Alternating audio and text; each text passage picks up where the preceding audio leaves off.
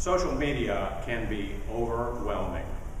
There's so many channels and conversations and comments and fans and customers and unhappy folks. How are we as PR pros and as social media practitioners supposed to keep up with all of it? It's challenging because social media evolves, it grows, and it spreads out to channels we haven't even thought about yet. But in working with social media and clients and in interactive communications, I've worked with some good apps and websites and tools that I think can help you manage your social media. So these are the absolutely essential social media tools. As you heard, I'm Kwon. I'm a consultant in Birmingham. It's my pleasure to be here at SPRF this afternoon. Thank you for joining me on this beautiful Sunday afternoon here in Destin. If you have questions, I'll take questions at the end, but I'll also take them throughout, so just raise your hand if you have a question at any point, and I'll be happy to answer it. And if you want to share this on social media, feel free to do so. You can share it on Facebook or Twitter or Pokemon Go or whatever channel you want to. If you want to tag me on Twitter, my Twitter name's at Wait On Tweets. I'll have postcards for you, and the postcards will have a link to today's slides and worksheet and resources and video. So if you have colleagues who couldn't make it today, if they're going to be here later in the conference, or if you have colleagues back home that you want to share this with, please feel free to do so. There'll be a link to all the material, and we'll pass out those postcards during the presentation. So there are several areas of apps that I want to go over. The first are scheduling apps, how to schedule social media. I know that's a little controversial in terms of whether you should or should not schedule in advance. We'll talk a little bit more about that. The second area is link shorteners. Short links are the currency of social media, but you can do so much more with link shorteners. And so we're going to go deeper into that section. That's the section that has my favorite app of all. If we didn't talk about any other app, this is the one I would recommend above all the others. Numbers are important too, so we're also going to talk about apps that help measure metrics, because you want to know your impact for your PR campaign or for your advertising campaign or how far your message is going. So it's important to study numbers. So we'll look at that, and I'll give you some context in terms of before social media, studying the numbers and how it helped grow our reader interaction 30 to 40% in a year. And then because the audience is on mobile, we need to meet them where they are. We need to be able to react on the go. So I've got a handful of apps I'm going to recommend in the mobile category as well. Now, there are thousands of websites and apps and tools out there. I'm only recommending a handful that I've used and I found very reliable. But I recommend that you try these out for yourselves to make sure that it's a good fit for your organization, for your business goals, for your team, for your audience. Because what works for me may not work for you. And so, because most of these apps are free, you can try them out and make sure that they're a good fit before you deploy them fully. So, even though I believe in these apps, take it with a grain of salt. Feel free to try it out and figure out if it's the right fit for your organization. The first category of apps that we're going to look at are scheduling apps. How to schedule social media in advance. Some people say that social media, it should be spontaneous, it should be interactive, it should be live, it should be in the moment. I mean, some of you might be sharing it right now on Instagram or Twitter or Facebook or wherever. And that's a growing part of speaking at events and conferences, is people share live video, they share photos from the event, they share it in the moment. And that's great for the audience. But let me give you a counterpoint in terms of scheduling, which is, as a small business owner, I can't be in front of a screen every moment of the day. I've got clients to meet, I've got calls and emails to return, I've got to do research, I've got to write blog posts, I've got to pay the bills, I've got to wash the dishes. I'm by myself in that effort, and so I've got all this great stuff that I want to share with audiences. And so the smart thing for me to do is to schedule it in advance. I can spend 15 minutes the night before and schedule out everything that I need to go out on the proper social media channels to the audiences when they're on Twitter, when they're on Facebook, when they're on LinkedIn.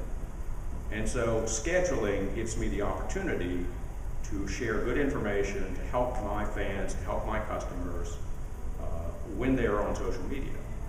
Now, scheduling does not absolve me of the responsibility to respond to people. If they have a question, if they have a problem, if they have a complaint, whether they ask me by phone or email or Twitter or some other social media channel, I am obligated to respond to them. Now, I'm not necessarily obligated to respond to them within 5 minutes, but I can respond to them quickly if it's an urgent matter, and if it's not an urgent matter, I can still respond to them in a timely fashion. But by being unshackled from social media, I'm able to conduct all the other things that I need to do in any given day. So I want this to be a time saver for your organization and for your department and for yourself. The first of the apps is Buffer. At buffer.com, you can try this app out. It's free. There's also a paid level. There's also an app, so you can also download the Buffer app for your iOS or Android device. I've used Buffer for many years, and it's very straightforward. You just sign up for a free account, connect it to one or more of your social media channels, and then start to send out your updates on the schedule. It could be text, it could be links, it could be photos, it could be videos, it could be any number of things. I've got LinkedIn and Twitter hooked up to Buffer, and so if I want to share business or communications related things, I'll send it to the LinkedIn audience. I send everything to my Twitter audience, so I'll send things deliberately to that audience or to both of them. And so if you sign up for a Buffer account, let's say that you connect it to your Facebook page and that you want your updates to go out 9 a.m., noon, and 3 p.m. on weekdays. So later tonight, you've got all these updates in it. You've got blog posts that you're going to publish, you've got event reminders, you've got contests and giveaways, you've got photos from your last event, you've got teasers for upcoming stuff. And so you put it into the queue, and the first item that goes in the queue would go out at Monday at 9 a.m. And then the next one would go out Monday at noon, and then Monday at 3 p.m., and the next item would go out at 9 a.m. Tuesday, and so on. It's very straightforward. If you go to the paid level, you get more updates and you get more bells and whistles. But that's Buffer in a nutshell. It's easy to set up, it's easy to use with those social media channels, even get some metrics built into it.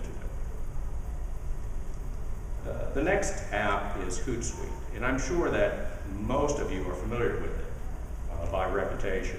You can go to HootSuite.com to check it out.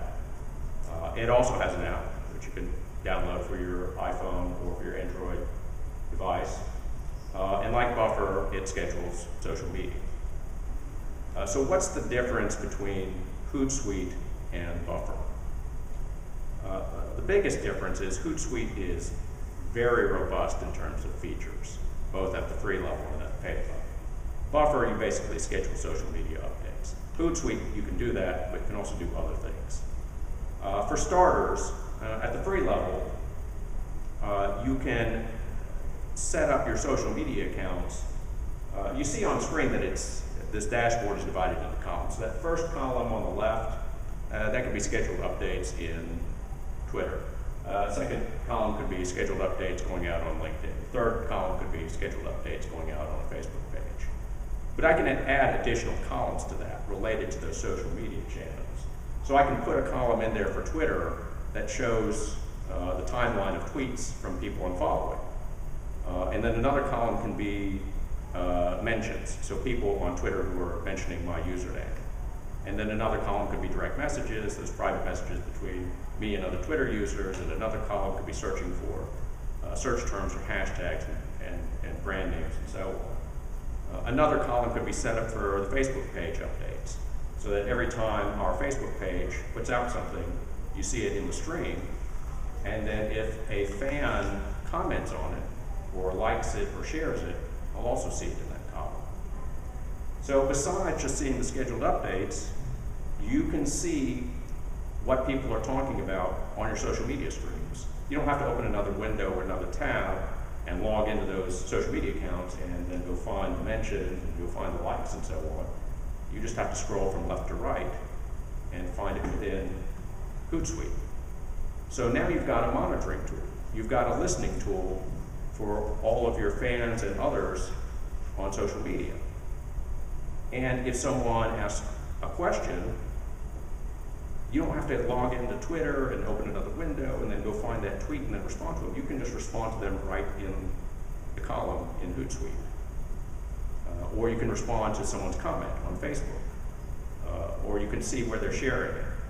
So it puts all of those social media channels into one area that you can monitor and that you can interact with. That's a big time saver, especially if your company has multiple social media accounts, especially if your company monitors or runs social media for multiple clients. And each one of those clients has a Facebook page and a Twitter account and a LinkedIn account and so on. So the first big feature, and this is at the free level, is it's a monitoring and listening tool that allows you to interact in one place. I have a question. Yeah. Twitter says now you can do lists. You can invite people to lists, the list that you create, because you have so many followers. Then you can create lists and invite them to your lists. And you follow those lists. But I just wanted, I guess I haven't done my homework, but can you bring those lists into HootSuite? So the question is, in Twitter, you have the ability to create lists. And we're going to talk about lists, by the way, in the content curation part. If I get too ahead, you can wait. No, but if you create a list, you create a list of people on Twitter that you want to monitor. It could be industry leaders, it could be competitors, it could be your best fans or whatever. And you don't have to follow them directly. You can just create this list of 1 to 1,000 Twitter folks, and then when you look at the list, you can scan through their tweets quickly. The nice thing about HootSuite is you can take those lists, and I believe you can add that as a separate column. So again, you've got a different way to monitor and listen to your audience and interact with them. And that gives you a way to find tweets to retweet, or things to show off to the rest of your fans, or ideas for content, and so on. So you've got lots of options in terms of setting up the dashboard, and that's at the free level. At the paid level, you can invite other team members to co-manage your account. So if you are part of a big PR or marketing team, and they're all in charge of maintaining the Facebook page and the Twitter account and so on, they can all do it through the HootSuite interface. And that becomes important in coordination if part of your team is in a different building, or in a different city, or in a different time zone, or in a different country. Because as they have different shifts and different ways to interact with folks, it's important to coordinate, it's important to delegate and hand off. Someone may come up with a question in social media that you don't feel qualified to answer that belongs more to the salesperson or to the research team or to the customer service team, and so you can delegate those functions within HootSuite. So Buffer allows you to schedule social media updates. HootSuite allows you to schedule social media updates, but you can also monitor your social media channels. You can also co-manage those channels with other team members. Again, try it out. I've been using HootSuite for a long time. I've used it in different functions.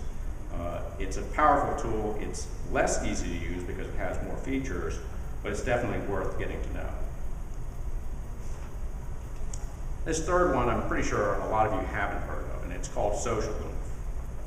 And you can go to socialloom.com to see what it's about. Like the first two tools, it's got a free level and a paid level. Like the first two tools, you can connect it to social media and schedule updates.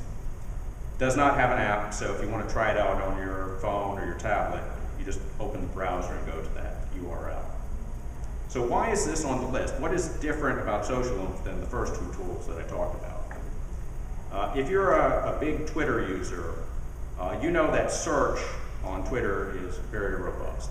You can search a term or a keyword or a hashtag, a trending topic, your brand name, your CEO's name, competitor's name, and you get this snapshot of what everyone on Twitter is talking about during that moment. if the hashtag for this conference is SPRF 2016, then you would see tweets from people who are attending the other session and people who are on their way here, and speakers who are talking about what they're going to be talking about on Monday, Tuesday, and Wednesday, and tweets from this room, and so on. But you only get that snapshot. And if you want to run those searches again, next week, you got to type them in again, you got to run the search again, you got to collect all that information. So it's not the easiest thing to keep using over and over again. Social eliminates that hassle. You take those same searches and you save them in Social Loop. By the way, this is free. This is at the free account level. Social Loop takes those searches and it runs them once a day, creates a digest, and emails it to you, which means you get all this market research for free for the time it takes to set it up one time. So in my email every day, I get searches on my name, searches on links to my site, searches on topics that I'm interested in, searches on brand names, searches on competitors, and so on, and searches for clients. And I can scan down that email and find tweets to respond to if I miss them on Twitter. And I can go and thank them, or answer their question, or forward that email to someone, or point it out to a client. It's very handy. Or if I don't have time during the week, I can just scan down those emails, on Friday afternoon, and find all this relevant information. But all this market research comes to you with no more effort than setting up your account one time. And as you get new search terms or keywords or hashtags that you want to search, you just go in and change them or add to them or subtract from them. It's an incredible tool. It's definitely worth trying out. Even if you don't use Twitter that much, this is a way to harness all of that Twitter power without having to use Twitter every single day. Because once you have this set up, it goes straight to your email. You only have to log into Twitter if you actually want to respond to a specific tweet that's out there. So Buffer, HootSuite, and Social, 3 of the scheduling apps that are available. Lots more are out there. These are the ones that I've used, but be sure to try them out. And if you find another scheduling tool that you like, let me know about it so I can try it out too and add it to my presentation. Second category is short links. There's not a lot to it. I mean, everybody knows that links can be super long. They can be 100 characters long, they can be 200 characters long. And if you want to shorten it for social media, you can get it down to 15 or 20 characters. You can go to multiple websites to do it. That's pretty much the end of the story. But with some of these link shorteners, there are other ways that you can use them that can help with your public relations, that can help with your outreach, that can help you measure impact. And that's what I want to focus on in this section. Far and away, the best one is Bitly. If I didn't tell you about any other app during this entire talk, this would be the one I would strongly encourage you to try. Bit.ly is where you go to try it out on the web. They also have an app for iPhone and Android, which you can download and try out for free. It's got a free level and a paid level. And if you go to Bitly right now, you can take a long link and put it in that field and hit the shorten button and get a short link. Bit.ly/ string of letters and numbers, ABC 1, 2, 3. That's the basics of it. If you sign up for a free account, you get a few more options. For starters, if you get a free account, you can customize that keyword at the end of it. So instead of Bitly/ string of letters and numbers, it could be Bitly/ SPRF slides. And that could take you to the slides from this presentation. Bitly/ SPRF slides is easy to remember. It's easy to write down. It's easy to share in a Facebook update or a tweet. You can stick it in an email. You can pass it on to a friend who shows up later. It's compact. It's memorable. It extends the branding. It tells you what you're going to get out of that short link. And all you have to do is sign for the account and then just customize the link once you've shortened it. If you sign up for a free account, not only can you customize the keyword, you can also customize the domain name. If you're on social media, you might see short links from huge brands like the New York Times or the Huffington Post. And you might see like NY Times or HuffPo as their short link. And you know that if you click on that, you're going to get a New York Times article or a Huffington Post article. But I mean, that's fine and well for these huge media conglomerates, but what does that have to do with us? if you get a free Bitly account, you can do the exact same thing. You can go buy a short URL for $10 a year, and you set it up in Bitly, and then every link you shorten from that point on has that custom short link. So all of my short links are its way, itswa.de. And so my followers and fans and peers, they know that if I share a link like that, I either wrote the blog post behind it, or I'm in the video, or I'm in the podcast, or it's going to a slide deck that I made, or it's going to a batch of photos that I want to share. It's something connected with my company or my business. And that's great brand extension for $10 and a little bit of effort in Bitly. You can set up short links for your company. You can set up short links, branded short links for your clients. And you can create every short link through that custom URL. And once it's set up, you don't have to do anything other than put it into Bitly and get the custom branded short link. So to get the free Bitly account, you can customize the keyword, you can change the domain name, and you can do both simultaneously. So I can create short links like itsway/SPRF 2016, and that will take you to all the resources to today's presentation. That's easy to remember. It's compact. You can put it on a bumper sticker. I can put it on a billboard. I can put it in a Pandora ad. I can put it on a TV commercial. I can put it on a t-shirt. But it tells you what you're getting. It extends my branding. And it costs me only the time and effort and the $10 to set up the domain name. That's incredibly powerful branding and brand extension from a free tool. That's why I strongly encourage you to try it out, because you can have the same branding power as the biggest organizations out there, and all it takes is just a little bit of effort. That's why I love Bitly so much. It's so flexible, it gives you so much. There are other bells and whistles at the paid level, but I've been at the free level for many years and gotten a lot out of it. And I want you to be able to get the same rewards out of it. Beyond just the branding and the customization, there's at least one other feature in there that I want you to know about. Every Bitly link that you create has statistics built into it. So like this Bitly link on screen, bit.ly/1UENXX6, that takes you to an article on the Tuscaloosa News website. If you add the plus sign to it, it takes you to this screen with the statistics behind that link. How many times someone clicked on it, what day of the week they clicked on it, what platform it was clicked on, what country the clicks came from, and so on. So you get this demographic data built into each Bitly link. It doesn't matter if I created it or someone else created it. It's inherent in every link. And so there's transparency built into it, which means that every Bitly link that I create, anyone can see the statistics, including my competitors. Any Bitly link that you create, anyone in this room can see, including your brand's competitors. But you could pick one of those New York Times short links and add a plus sign to it, and you could see the statistics behind that link. The point being that if you shorten these links in Bitly over time, you can track performance of your topics with your audience. You can see what gets the most clicks. You can see what time of week works the best. You can understand your audience behavior better. You can do a better job of catering to them and finding the right content for them and nurturing that relationship. So Bitly's got a lot of great stuff under the hood. It's got those custom URLs, it's got those custom keywords, it's got these statistics, and all you have to do is just sign up for the account and try it out. That's why this tool is the one that I recommend above all others. We've got other tools to shorten links though.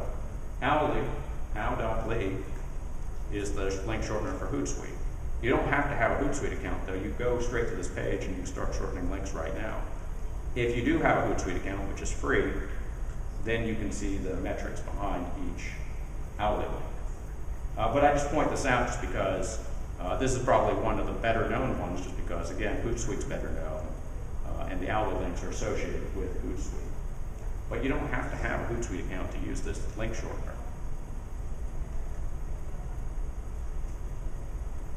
So we got Bitly, we got Owly.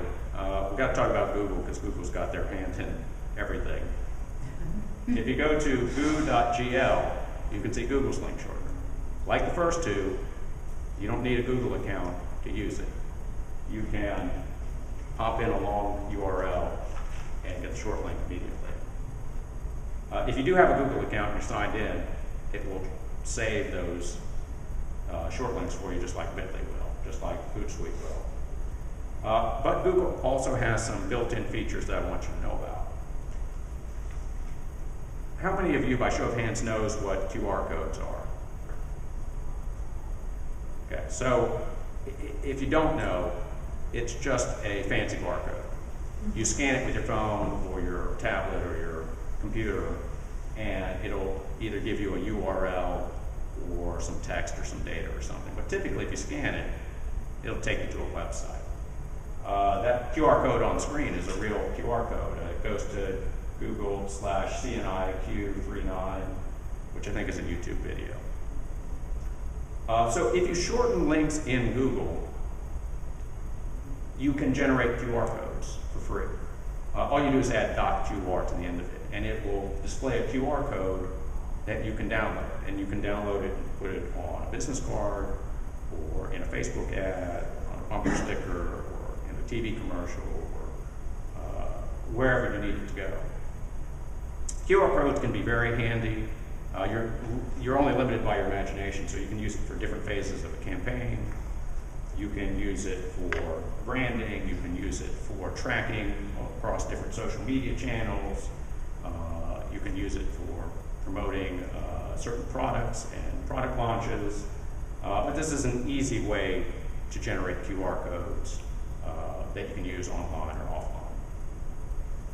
Wade, our program guide for the conference is available right here. Excellent. I mean, there's lots of great ways to use it in a live event like this because it might take them to the scheduling app. It might take them to speaker bios. I mean, there are lots of great ways that you can use it. You don't have to force that mobile user to type in even a short URL. It's just so much easier to scan it. I have a question. Yeah. I might not have been listening, and I apologize. Can you create a QR code only from a shortened Google link? Yeah, so you go to Google, goo.gl, and you paste in your long link, and then it'll give you that short link, and then paste it back in, and then add .qr, and it'll give you the QR code. That makes sense? Mm-hmm. So it's actually, you got to go through a couple of steps to get to the QR code. Google Links have built-in statistics with them, just like Bitly links. Bitly, you add plus sign at the end of it, you get the statistics. Google Links, you add .info, and you get their statistics for it. So this example on screen, Google/BNFJUW, I think it takes you to a YouTube video. If you add .info to it, you get to see the clicks and when they were clicked on, and the referring channels and the browsers used and the platforms and the countries it came from. You get a lot of good demographic data off this one link. And it's got that same transparency built into it. So if you create that Google link, anyone else can see the statistics. If someone else creates the Google link, you can see the statistics behind it. But again, the goal is to track those metrics over time. So if you create a series of Google links, you understand what resonates with your audience, what's working, so you can do more of that. So with the link shorteners, you've got Bitly, you've got Owly, you've got Google, and there are lots more link shorteners out there. But as you can see, there's a lot more you can do with short links other than just save space. And saving space is important. I mean, when you're dealing with mobile apps and browsers, a long URL takes up a lot of screen real estate. And it's important to get it compact because it makes it easier to share, makes it easier to click on. If you've ever tried to highlight and copy something on a mobile screen, you know it's a pain. And this just makes your users' lives so much easier. So we've got, so we've looked at the link shorteners, we've looked at scheduling apps. Third category we're going to look at is metrics. I think numbers are super important. I like tracking numbers. I like seeing the impact of the campaign and so on. I spent the earlier part of my career in journalism. We were talking before the presentation about transitioning from journalism to PR and other fields. But in working in journalism, I worked in a magazine called Southern Living, and I did editing and I did writing, and I worked on special projects. One of those projects that came across my desk was the Reader's Survey. If you've ever managed a Reader's Survey, it's a lot of work for maybe a little bit of reward, because you got to deal with thousands of ballots, and you got to deal with readers who are frustrated with the results, and you got to do a lot of accounting work and so forth. And so when this was handed over to me, they've been doing the Reader Survey for 10 years. They had thousands upon thousands of entries. The only thing I could do was screw it up. I mean, it was running smoothly. But I wanted to see what it was about, because it was good promotion for the magazine. We got lots of good information, but we might be able to do more with it. So, we asked people like the best hotel, the best resort, the best beach, the best mountaintop retreat, the best restaurants across the South. And, they originally did it in paper in the magazine, and you have to mail a fax in the ballot, and then they migrated it to the web, so then you just fill out the ballot online. And we gave away a trip for 2 or 4 to some resort as incentive for filling it out. And we'd run the results in the magazine once a year. I mean, like the top one in each category. It's like 12 or 14 categories. So it was easy to get to the point of here's the winner, here's the runner-up. But we didn't ask enough of the right questions. We didn't ask why people filled out the ballot. Because it took 10 to 30 minutes to fill this thing out. I mean, sometimes you had to rip it out of the magazine and find a stamp and find an envelope, and eventually you had to fill it out on the web, and that wasn't necessarily a time saver. But did they fill it out because they were bored? They filled it out because they wanted to win that trip. They filled it out because some restaurant owner pushed the ballot on them and told them to do it.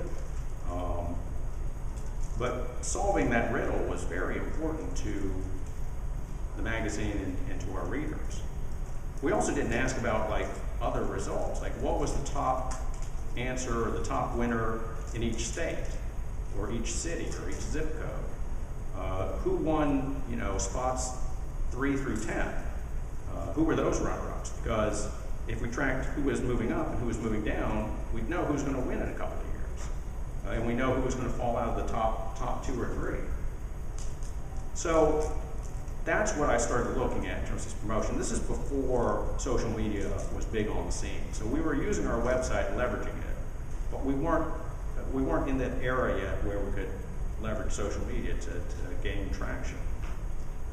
But I said the thing had been running for about 10 years.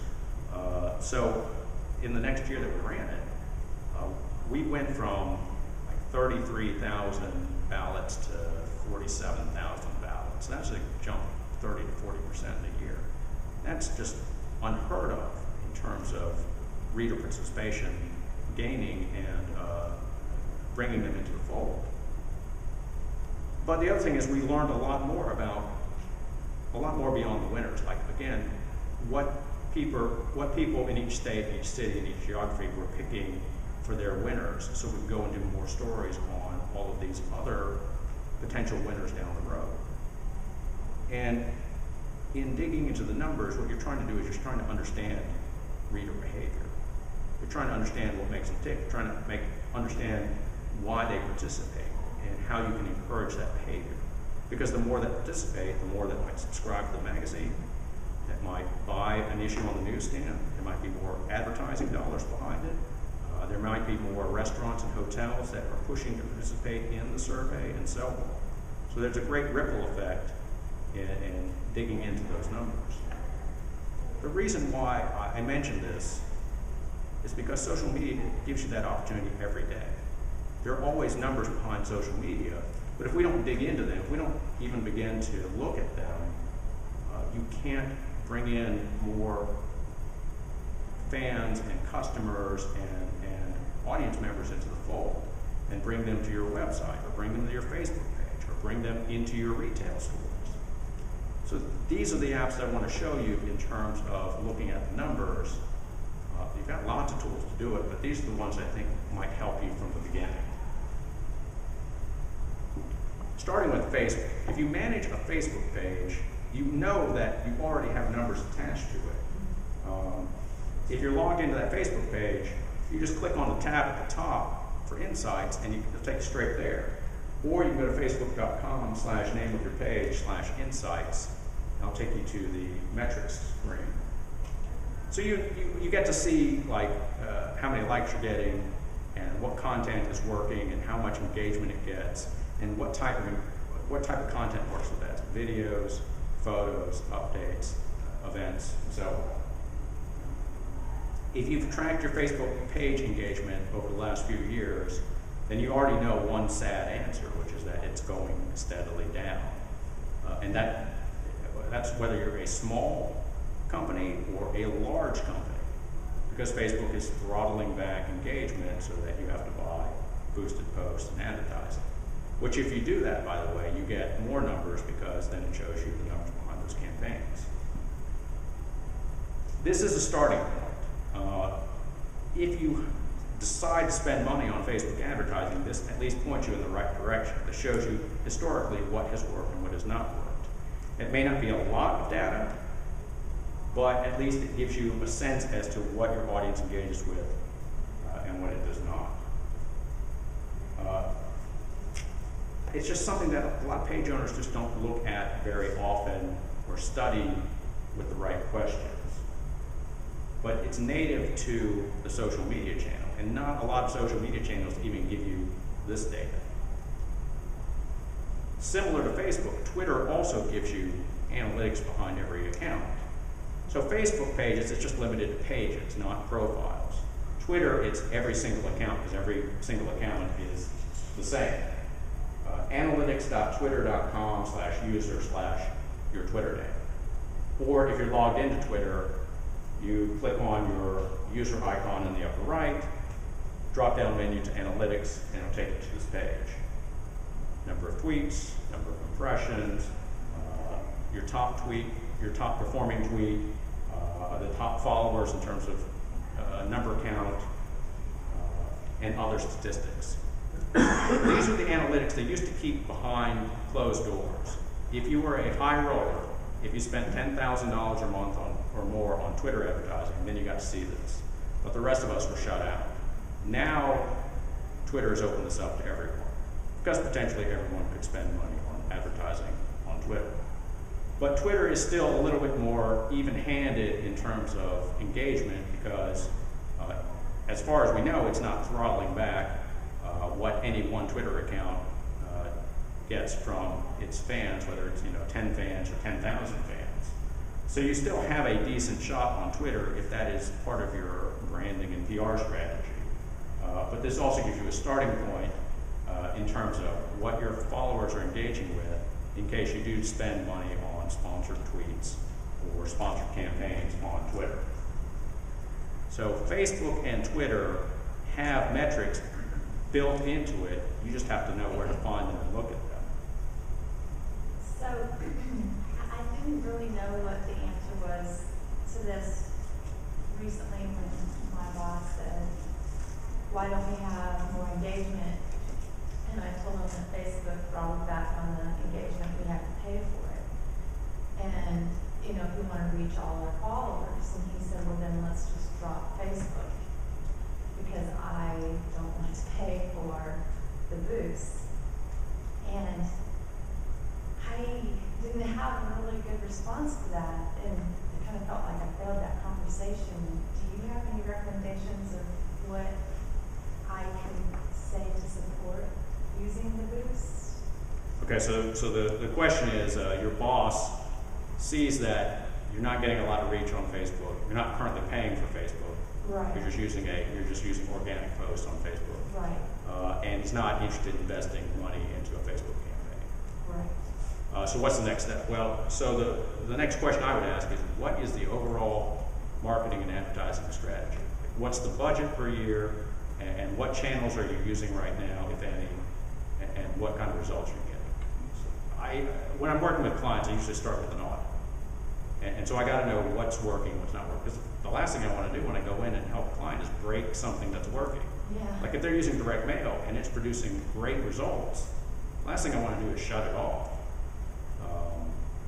On the other hand, if it's not producing anything, the next question is, how do I fix it, or do we drop it? And Facebook, you've got multiple answers. You can boost all of your, you can continue doing organic reach and spend more time on it. You can boost posts, you can create ad campaigns, you can spend a little bit, or you can spend a ton, and you can adjust that as you go along. But if his strategy is to spend as little as possible, and that's a very popular strategy, It is. then he's not going to get very much reach no matter what channel he picks. Well, that's what I wanted to say. I couldn't think of how diplomatically to say it. Sure, and that's a tough conversation to have. Yeah. But I mean, the whole point of spending money on advertising or specific marketing or PR outreach is to generate results that lead to more leads or more sales or more brand awareness or something that you can measure and present that will help grow the company or achieve something else. It's easy to point to one tactic and say, this doesn't work, let's stop doing it. It happens all the time. But it's harder to figure out what can we do to make it work. And are we okay with failing multiple times, because sometimes that's what it takes to figure out what actually will work with your audience. I mean, the audience we have, I feel like we kind of really worked hard to build up.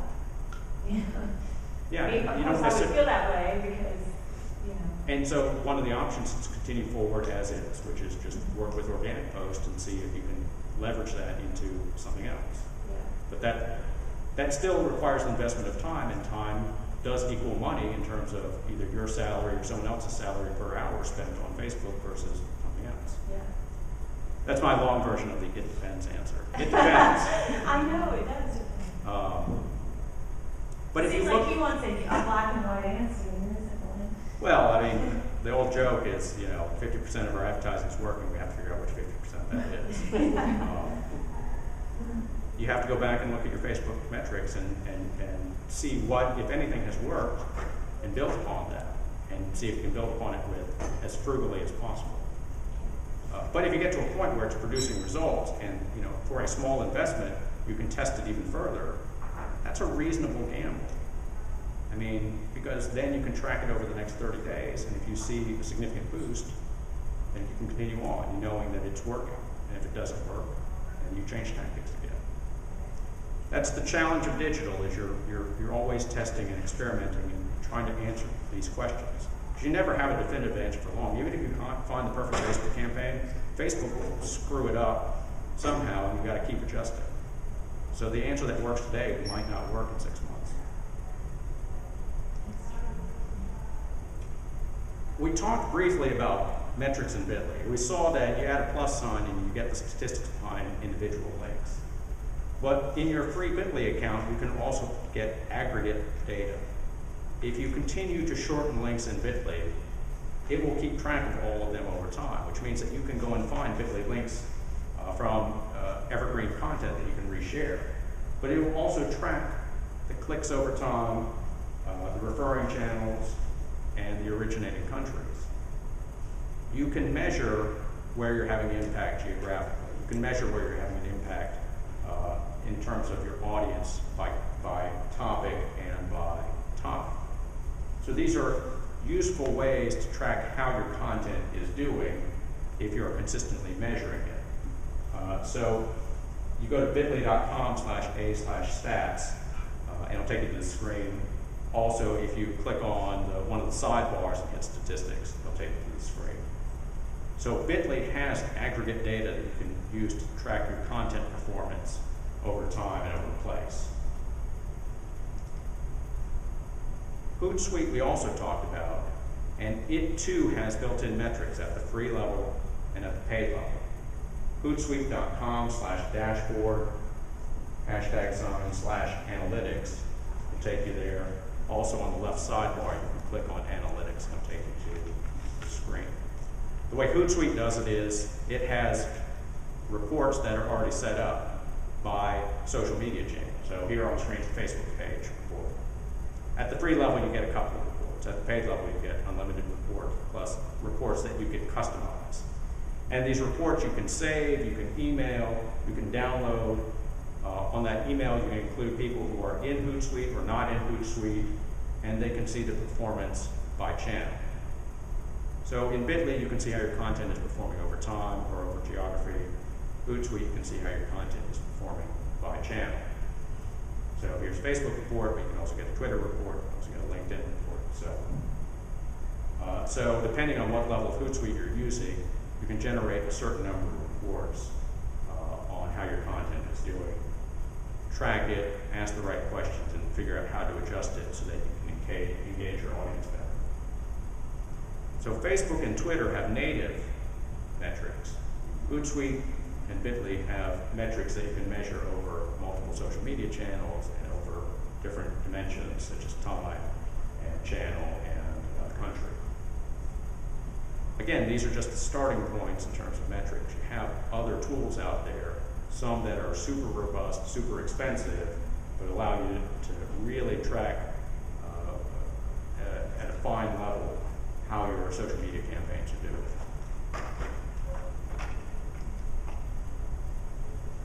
Last category is mobile. All of us are using mobile devices. All of our users are out there accessing our social media content, our websites, our landing pages from mobile devices. It's up to us to keep up with that. We're now past the point where we're talking about the mobile revolution is coming. The mobile revolution is here, and we need to make sure that our content is appropriate for mobile users, that we answer their questions while they're on the go, and that we keep up with them so that if we have to put out fires or we have to manage social media and we're not in front of our computers, if we're at a conference, if we're on the road, if we're away from our desks, we're able to do so. So these are some mobile apps that can help you with that challenge. If you've used Instagram for your company, you know that you can like photos, you can comment on people's photos, you can share them on third-party social media channels, but the one thing you can't do in Instagram is share someone else's photo within Instagram. But there are third-party apps that let you do that. Repost is one of those apps, one of many. And if you go to repostapp.com, you can download it for iOS or Android. The conference that I do, this blogging and social media conference each year called Y'all Connect. We do it in Birmingham every year, and one of our social media channels is Instagram. I'm not a photographer, so I don't take a lot of photos to share on Instagram. But our photographer that we hire takes great photos of the event. So I have access to all those photos that we share throughout the year. But besides the conference, one of the goals of Y'all Connect is to show off Birmingham, because Birmingham's my hometown, that's where we have the event, and we want you to come to Birmingham. I don't even care if you come on August 11th, which is the day of the conference. I just want you to come to Birmingham because I'm proud of it and I want you to spend time there, whether it's for business or for fun. Instagram is a great way to show off Birmingham because there are lots of photos that show off the different dimensions of Birmingham, but I need an app to share those on Instagram. So Repost is the app I use. I copy the share URL from Instagram with the photo, I put it into Repost, and it sends it right back to Instagram with the Instagram user's name tagged on it, and with the caption information I can paste into the caption area. And that's as easy as it gets. The app is free. You can, of course, upgrade to the paid level and take away the username banner, but we prefer it because we always want to give credit to the original photographer, both on the photo and in the caption. But this is a different way to work on our outreach because it's visual, it attracts a different audience, and it gets our message out to a different group of marketers that we wouldn't reach otherwise. And it's really simple. And it fulfills our goals of both talking about the conference and also talking about Birmingham. Tweetbot is a Twitter client for iOS devices. Tapbots.com/tweetbot will take you to the website which will allow you to download the app. The app's like $4 or something. And I would gladly pay that $4 again and again. In fact, when they do major upgrades, they do make you pay the $4 again. I think they've gone through about 3 major upgrades, and I've happily paid that $4. What I like about Tweetbot is it makes being on Twitter a pleasure. The native client that Twitter puts out, I'm not crazy about. But Tweetbot allows you to handle multiple accounts, allows you to quickly retweet or to respond to other users. It gives you statistics on how your account is doing. It makes it easy to search. It makes it easy to look at rich media like photos and videos and vines and live videos and so on. And if you're not into Twitter, I think this app will turn it around for you. If you download it and you hate it, tell me and I'll give you $4 as a refund. That's how much I believe in this app. But if you're using Twitter for your clients or for your company or multiple Twitter accounts, this can be a godsend in terms of making it a lot easier to manage all those accounts. But if you don't have an iOS device, I'm not familiar with Android, but I did ask friends who use Android devices and Twitter to make their recommendations, and they recommended 2 apps. The first is Phoenix. If you go to mvilla.it/Phoenix, you can download it for free. I've not tried it, but the friend who recommended it is a great Twitter user, swears by the app, and loves the interface and loves the usability. The other app that was recommended by a different Twitter user on Android is the native Twitter client. You go to twitter.com/download, and that app is free. I have used the native Twitter app for iOS, and I still use it, but I haven't used it for Android. But again, another great Twitter user who is very engaged, great at interaction and managing Twitter, pointed this out. So I wanted to share these 2 for anyone who's using Android devices.